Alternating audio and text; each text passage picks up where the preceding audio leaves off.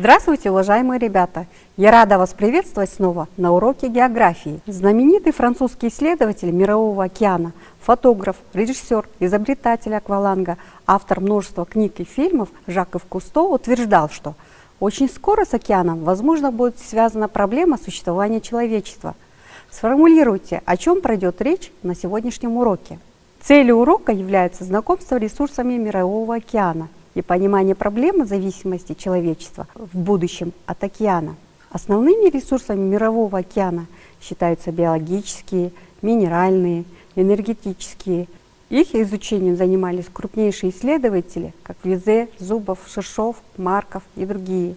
Они показали, что Мировой океан как кладовая природных ресурсов. Давайте вспомним с вами, о чем мы говорили на предыдущем уроке. Вам нужно будет дополнить кластер. Если вы нашли правильно, молодцы. Исчерпаемые ресурсы Мирового океана подразделяются на возобновимые и невозобновимые. К возобновимым относятся биологические ресурсы, к невозобновимым минеральные ресурсы. К неисчерпаемым относится энергия воды. Мировой океан не просто часть биосферы. Гидросфера придает Земле тот неповторимый вид, который отличает ее от других планет Марса и Венеры. Исключительная роль океана в обеспечении жизни на Земле, формировании погоды и климата. Океан – величайший испаритель, важнейшее звено в круговороте воды. Он активно участвует во всех планетарных процессах. Мировой океан – это гигантская кладовая ресурсов. Во-первых, это морская вода, которая содержит 75 химических элементов. Во-вторых, биологические животные, растения. В-третьих, это минеральные ресурсы, такие как нефть, природный газ, твердые ископаемые. В-четвертых, энергетические ресурсы, энергия приливов. С древних времен человек стремился познать подводный мир. Еще Александр Македонский в 356-323 годах до нашей эры погружался в море в большом стеклянном сосуде. А в своих военных операциях прибегал к помощи ныряльщиков, например, при осаде Тира в 334 году до нашей эры. Океан служит источником богатых минеральных ресурсов. Минеральные ресурсы Мирового океана делят на три большие группы. Полезные ископаемые морских недр, нефть, газ, сера, уголь, железные руды, олово. Прибрежные россыпи, циркон, алмазные, золотые, платиновые, янтарные. Полезные ископаемые морского дна, строительные материалы, фосфориты, железо-марганцевые конкреции. Минеральные ресурсы разделяются на химические элементы, растворенные в воде полезные ископаемые, содержащиеся под морским дном. Как и в континентальных шельфах, так и за ее пределами, полезные ископаемые на поверхности дна. Более 90% общей стоимости минерального сырья дают нефть и газ. Ребята, обратите внимание, как добывают нефть со дна океана. Природная маслянистая горючая жидкость. Обычно она черного цвета, но также бывает коричневая, желто-зеленая, зеленая, вишневая и даже бесцветная. Известно, что нефть состоит из углеводородных соединений, близких к жироподобным органическим веществам в живых организмах – рыбах, моллюсках, водорослях. Поэтому одной из версий образования нефти стала теория ее органического происхождения. Сотни миллионов лет в бесчисленных водоемах, морях, озерах, лагунах кипела жизнь. Сменялись поколения водорослей и животных. Дождь из отмерших организмов падал на дно, накапливаясь в илах и обогащая их органическим веществом. Илистые осадки накапливались, наслаивались, уплотнялись и погружались все глубже и глубже под толщей вновь образовавшихся пород. Температура и давление росли, прекращался приток кислорода. Органические соединения превращались в первые рассеянные капли нефти. Эти капли постепенно двигались сквозь частицы в горных породах вверх, в сторону меньшего давления, до тех пор, пока на их пути не встретилась толща непроницаемых твердых пород, и дальнейшее движение вверх стало невозможным. Нефть оказалась в так называемой ловушке, в которой и стала скапливаться. При этом место рождения или место накопления нефти в большинстве случаев находится далеко от фактического ее образования. Пока капли нефти находились на глубине в многочисленных ловушках среди кембрийских песчаников, На планете развивалась жизнь, двигались континенты, менялся климат, море наступало и отступало снова, формировался осадочный чехол Земли. После отступления ледника на территории Юго-Восточной Балтики образовалась самая не 150 лет, люди активно добывают и перерабатывают нефть. Строятся первые нефтеперегонные заводы, бурно развивается керосиновый промысел для освещения. Использование керосина вместо китового жира спасло от полного исчезновения гигантских морских млекопитающих. С появлением автомобилей становится востребованным и бензин, который раньше не использовался, а выливался в водоемы или сжигался как мусор. Добыча нефти – Венесуэльский залив, шельфы Мексиканского залива и штата Калифорния, Персидский залив, некоторые районы Гвинейского залива, Северного Каспийского моря, северного склона Аляски. Мировой океан – огромный природный резервуар, заполненный водой, которая представляет собой сложный раствор различных химических элементов и соединений. Некоторые из них извлекаются из воды и используются в производственной деятельности человека. Около 75 химических элементов найдено в океанических водах.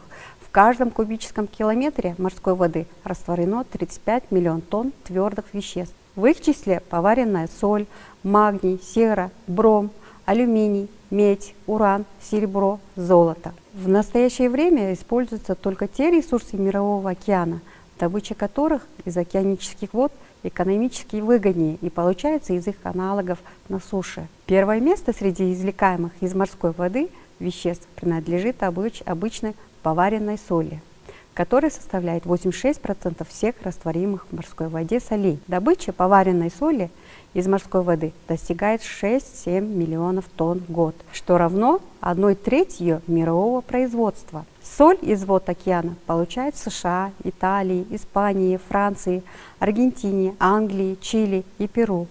В Азии почти во всех приморских странах добывается морская пищевая соль. К примеру, в Японии 50% потребности поваренной соли обеспечивают морские соляные промыслы. Поваренная соль используется главным образом в пищевой промышленности для получения соды, едкого натрия, соляной кислоты. В водах Мирового океана растворено большое количество магния, хотя его концентрация в морской воде относительно невелика. Первая тонна морского магния была получена в 1916 году в Англии. С тех пор его производство неуклонно развивалось. В настоящее время Мировой океан дает свыше 40% мирового производства магния. Производство развито в Великобритании, в США, во Франции, Италии, Канаде, Мексике, Норвегии, Тунисе, Японии, Германии. Что такое энергетические ресурсы океана? Виды энергетических ресурсов – энергия волн, энергия приливов и отливов, энергия течения, термальная энергия. Работа волновых энергетических станций вследствие волн на рабочие органы в виде поплавков, маятников, лопастей, оболочек. Механическая энергия и их перемещение с помощью электрогенераторов преобразуется в электрическую. Целесообразность использования термальной энергии начинается с разности температур. В 20 градусов является экологически чистым способом добычи энергии, однако требует больших материальных затрат. Океанические ветроэлектростанции вырабатывают больше энергии, так как над морями и океанами дуют более мощные ветра. Ведущая страна ветроэнергетики, Дания, около 2500 ветровых установок мощностью 200 мегаватт. Наименее развитый вид энергии – энергия течения. Перспективные течения для добычи энергии – Гольфстрим, Куросио. Еще один вид получения энергии – это энергия приливов и отливов. 2 раза в сутки в одно и в то же время уровень океана то поднимается, то опускается. Это гравитационные силы Луны и Солнца притягивают к себе массы воды. Вдали от берега колебания уровня воды не превышает 1 метра, но у самого берега они могут достигать 13 метров. Самый яркий пример – это Пенжинская губа на Охотском. Что понимается под биологическими ресурсами? Под биологическими ресурсами понимаются животные и растения, обитающие в его водах. Воды океанов и морей по существу представляют собой густонаселенный мир множества живых организмов. От микроскопических бактерий до самых крупных животных на Земле – китов. На обширных океанических пространствах от освещенной солнцем поверхности до темного холодного царства морских глубин обитает около 180 тысяч видов животных, в том числе 16 тысяч различных видов рыб, 7500 видов ракообразных, около 50 тысяч видов брюхоногих. В своей широкой хозяйственной деятельности человек находит применение множеству морских растений и животных, используют многочисленную группу промысловых видов. Люди интенсивно используют дары океана. Подсчитано, что общая биомасса всех морских растений и животных составляет 20-30 миллиардов тонн, а на долю объектов промысла приходится не более 600-700 миллионов тонн. Ежегодно добывается 1 миллиона тонн ракообразных. Наиболее крупные из них – омары, лангусты, крабы. Еще 20-30 лет назад составляли большую часть улова. Теперь их запасы подорваны, но стала расти добыча морских креветок, икрилля, планктонового рачка. Эти рачки быстро размножаются, и естественные запасы их очень перспективны, хотя по своим вкусовым качествам криль уступает крупным ракообразным. Возрастает морской промысел моллюсков. Только кальмаров добывается более 1 миллиона тонн. Практически все моллюски годятся к пищу. Их мясо питательно и вкусно. Оно хорошо усваивается, поэтому считается диетическим. Находят спрос и другие беспозвоночные трепанги и морские ежи. Главный промысел морских животных приходится на рыб. С древнейших времен до недавних пор запасы рыбы в океане казались неисчерпаемыми. Однако бурный рост рыболовного флота и оснащение его эффективными средствами и орудиями лова привели к тому, что численность многих ценных промысловых рыб резко снизилась, а некоторые из них вообще потеряли промысловое значение. Рыболовство – одна из древнейших промыслов человечества. Значение рыболовства в наши дни определяется прежде всего тем, что рыба и рыбопродукты – важнейший элемент сбалансированного питания, источник ценных белков. В Мировом океане, как и на суше, есть продуктивные области акватории. По этому признаку они подразделяются на высокопродуктивные, среднепродуктивные и малопродуктивные. К числу самых продуктивных акваторий Мирового океана, которые Вернадский назвал сгущениями жизни, относятся расположенные в более северных широтах Норвежское, Северное, Баренцево, Охотское, Японское моря, а также открытые северные части Атлантического и Тихого океанов. В настоящее время промысловое значение имеют примерно 400 видов рыб, но современное промышленное рыболовство базируется лишь на немногих семействах и видах, обладающих большей численностью и обитающих преимущественно в шельфовой зоне океана. Видовой состав мирового улова в морских водах определяют 7-8 семейств: тресковые, сельдовые, анчоусовые, скумбриевые, тунцовые, на долю которых приходится 70-75% всей добычи рыбы в Мировом океане. Главные рыболовные районы мира расположены в пределах континентального шельфа и Тихого и Атлантического океанов. В Тихом океане 3 главных рыболовных района. Северо-западный район у берегов Азии, где промысел ведут Россия, Япония, Китай, Южная Корея и КНДР. В настоящее время крупнейший не только в Тихом океане, но и в мире. Он выделяется и по уловам рыбы, и по добыче других морепродуктов, моллюсков, ракообразных, водорослей. Северо-восточный район у берегов Северной Америки по структуре уловов в общем сходен с северо-западным, но уступает ему по объемам. Наконец, еще один рыболовный район, юго-восточный, находится у берегов Перу и Чили. Основной объект промысла здесь – перуанский анчоус. Основные промысловые рыбы Тихого океана – минтай, анчоус, сельдь, сардина, скумбрия, сайра, тунец и другие. Кроме рыб, в северной части океана ведется вылов крабов, креветок, морских гребешков, мидий, устриц и другие. В Атлантическом океане издавна известны 2 таких района – северо-восточный у берегов Европы и северо-западный у берегов Америки. Северо-восточный район еще в начале 50-х годов давал треть всех мировых уловов, но затем добыча здесь резко сократилась из-за переловов и конкуренции нефтяной промышленности. Так некогда очень рыбное Северное море теперь обеспечивает 2,5% мирового улова. Уменьшились уловы в северо-западном районе, где основную добычу рыбы ведут США, Канада. В Атлантическом океане насчитывается порядка 53 видов промысловых рыб. Среди них знаменитая атлантическая селедка. Из-за молодости океана, значительно его похолоданием во время последнего оледенения, его органический мир беднее, чем Тихий океан. Атлантический океан богат промысловыми видами – треска, сельдь, скумбрия, морской окунь. В полярных водах обитают киты и тюлени. В районах Канарских островов богат лангустами и анчоусами. Следующий океан, Индийский океан, богат биологическими ресурсами. Тропические водные массы богаты планктоном, в котором особенно много одноклеточных водорослей. Среди планктонов много светящихся ночью организмов. Наиболее многочисленными рыбами Индийского океана являются корифена, тунец, натотения, камбала, сардина и разнообразные акулы. Индийский океан является родиной знаменитых морских дьяволов – мант. Манта – вид скатов. Это самый крупный из скатов, ширина тела отдельных особей достигает 9 метров. Крупных экземпляров до 3 тонн. Эти рыбы питаются зоопланктоном, отфильтровывая его из воды. Вид представляет опасность для человека. Значение Индийского океана для мирового рыболовного промысла невелико. Уловы здесь составляют лишь 9% общего объема. Главные промысловые рыбы здешних вод – тунец, сардина, несколько видов акул, барракуды и скаты. Ловят здесь также креветок и омаров и лангустов. Таковы 5 главных рыболовных районов мира. Наряду с ними есть и ряд других районов менее крупных, однако со временем почти все они подверглись сильному истощению. На рыбных отмелях Северной Атлантики – Доггер-банка, Ньюфаундлендская банка и другие – оскуднели запасы сельди и трески.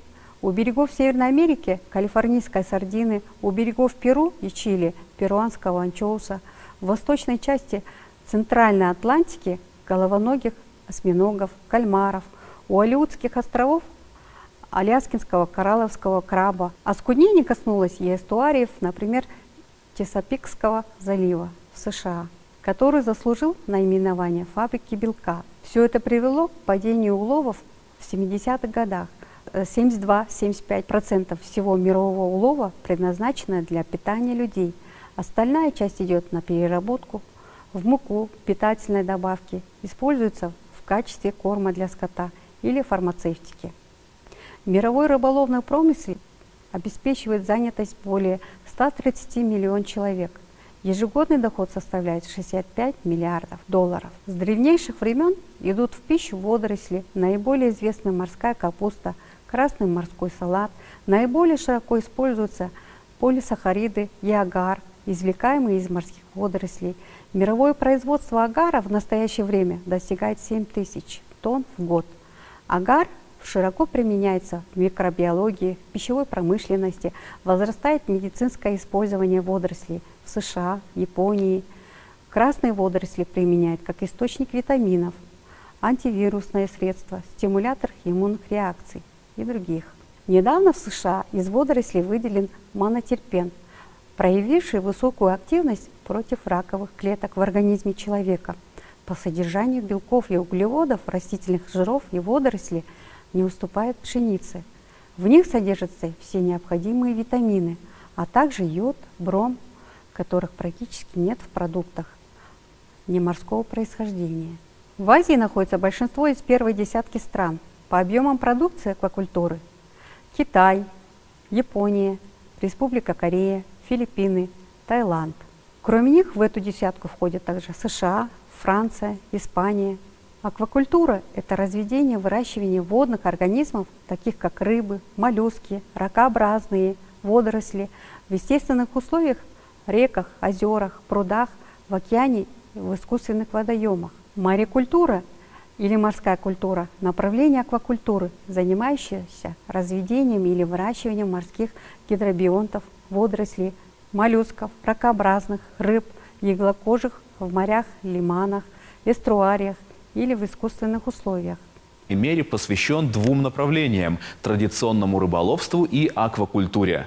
Аквакультура – это разведение водных обитателей силами людей, аквафермеров. Важно график. Здесь оранжевый цвет – добыча рыбы в естественной среде обитания, а синий цвет – выращивание рыбы на аквафермах. Как видим, вылов рыбы в Мировом океане год за годом снижается. Все дело в истощении ресурсов. Рыбаки рады были бы добывать больше, но не получается. Поголовье рыб сокращается, и возможности для увеличения объемов уже нет. В то же время промышленное разведение рыбы и других морских организмов растет. Перелов в океане – слишком большое потребление природных ресурсов человеком, больше, чем природа может восстановить. Запасы более 70 видов рыб в мире освоены в полном объеме, либо истощены. Некоторые рыбы, в том числе атлантическая треска, сельдь, сардины, почти истреблены. Основной загрязнитель океана – нефть. Океан болен. В него ежегодно попадает 1 миллиона тонн нефти. От катастроф танкеров и буровых платформ, слива нефти, загрязненных судов. Большая масса нефти поступает в море по рекам с бытовыми и ливневыми стоками. Объем загрязнений из этого источника составляет 12 миллионов тонн в год. Отходы промышленности, тяжелые металлы, радиоактивные отходы в контейнерах и другие. Тепловые загрязнения поверхности водоемов и прибрежных морских акваторий возникают в результате сброса нагретых сточных вод электростанциями и некоторыми промышленными производствами. Более 10 тысяч туристических судов Средиземного моря сбрасывают нечистоты в море. Источники и вещества, загрязняющие Мировой океан, многочисленны, от ртути до не поддающихся разложению синтетических моющих средств. Последствия к которым ведет расточительное и небрежное отношение человечества к океану. Уничтожение планктона, рыб и других обитателей океанических вод далеко не все. Ущерб может быть большим, ведь у Мирового океана имеются общепланетарные функции. Он является мощным регулятором влагооборота и теплового режима Земли, а также циркуляции ее атмосферы. Загрязнение способно вызывать весьма существенные изменения во всех этих характеристиках, жизненно важных для режима климата и погоды на всей планете. Симптомы таких изменений наблюдаются уже сегодня. Повторяются жестокие засухи и наводнения, появляются разрушительные ураганы, сильнейшие морозы, приходят даже в тропики, где их отроду не бывало.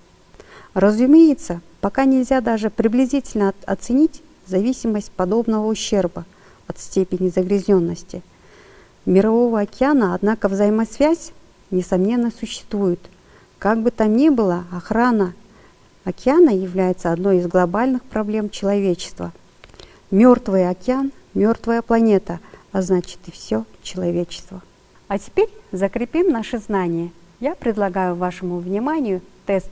Вы должны найти правильные ответы. Какое сооружение из перечисленных использует энергетические ресурсы океана?